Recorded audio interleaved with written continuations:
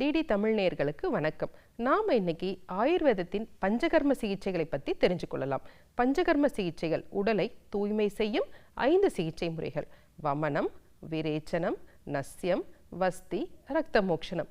இந்த வரிசையில் நாம் இன்னைக்கு தெரிஞ்சுக்க போகிறது வஸ்தி அப்படிங்கிற ஆயுர்வேத பஞ்சகர்ம சிகிச்சை. இது ஆயுர்வேதத்தில் ஒரு மிகப்பெரிய விஷயம். பல நோய்களுக்கு இதை நம்ம பயன்படுத்திட்டு இருக்கோம். சரி நேயர்களே, அதை பற்றி தெரிஞ்சுக்கலாம். நம்ம உடம்புல 3 தோஷங்கள் எங்கெங்கே இருக்குது அப்படின்னு பார்த்தோம்னா, கபமானது நெஞ்சு பகுதியில் அதிகமாக இருக்கும், பித்தமானது வயிற்று பகுதியில், வாதமானது தொப்புளுக்கு கீழே இருக்கும். இது ஆயுர்வேதத்தின் அடிப்படை. ஏற்கனவே நம்ம பல நிகழ்ச்சியில் வாதத்தை பற்றி தெரிஞ்சுக்கிறோம். ஏன்னா இந்த வாதம் தான் உடலோட அனைத்து இயக்கத்துக்கும் காரணமானது. அந்த வாதத்தை நன்றாக பேணி காக்க வேண்டும் என்றால் அதற்கு வஸ்தி அப்படிங்கிற ஆயுர்வேத சிகிச்சை நமக்கு தேவைப்படுது. வஸ்தி அப்படிங்கிற வார்த்தைக்கு ஒரு விலங்குகளின் மூத்திரப்பை, சிறுநீர்ப்பை அப்படிங்கிற ஒரு பொருள். ஏன் இதை வஸ்தினே பேர் வச்சாங்க? 5000 ஆண்டுகளுக்கு முன்னால் அவர்களுக்கு இந்த ஒரு பை போன்ற ஒரு பொருள் தேவைப்பட்டது. அப்போ மூத்திரப்பை மட்டும்தான் நன்றாக சுருங்கி விரியும் தன்மை இருக்குது. அதன் மூலமாக மூலிகை கஷாயங்களை ஆசனவாய் வழியாக கொடுத்து மலக்குடலை சுத்திகரித்து பல நோய்களை குணப்படுத்தியிருக்காங்க. நமக்கு இன்றைய நவீன அறிவியலில் கூட நமக்கு ஆசனவாய் பகுதியில் தான் அதிகபட்சமான ரீஅப்சார்ப்ஷன் இருக்குது அப்படிங்கிற நம்ம சயின்ஸ் விளக்கமும் இருக்குது. ஆகவே மூலிகைகளை ஆசனவாய் வழியாக கொடுக்கும் பொழுது நோய் நன்றாக குணமாகிறது என்பதை 5000 ஆண்டுகளுக்கு முன்னரே நம்மளுடைய முன்னோர்கள் தீர்மானமாக நினைச்சிருக்காங்க.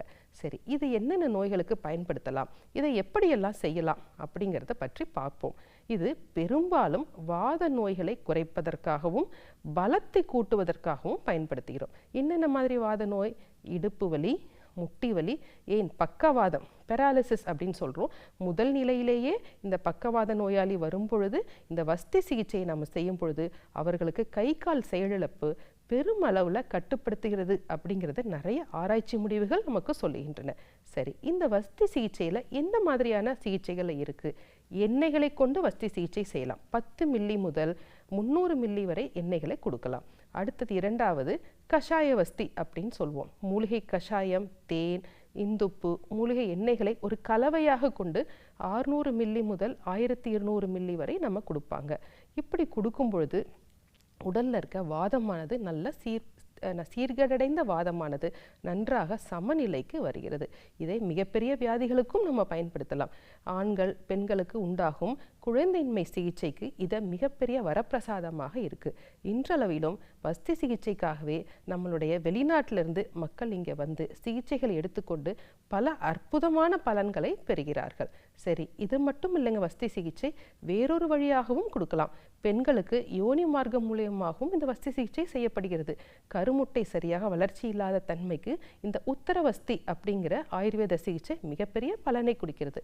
அதே போல் ஆண்களுக்கும் பெண்களுக்கும் மூத்திரப்பையில் ஏதேனும் சிக்கல் இருந்தால் அவர்களுக்கு இந்த வஸ்தி சிகிச்சை மிகப்பெரிய பலனை கொடுக்கிறது. இந்த வஸ்தி சிகிச்சையானது பல அறிவியல் ஆதாரங்களோட மிக சிறப்பான சிகிச்சையாகும். சரி நேயர்களே, இன்றைக்கு நம்ம வஸ்தி சிகிச்சை அப்படிங்கிற ஆயுர்வேத பஞ்சகர்ம சிகிச்சையை பற்றி தெரிந்து கொண்டோம். மற்றொரு நிகழ்ச்சியில் சந்திக்கலாம். நன்றி.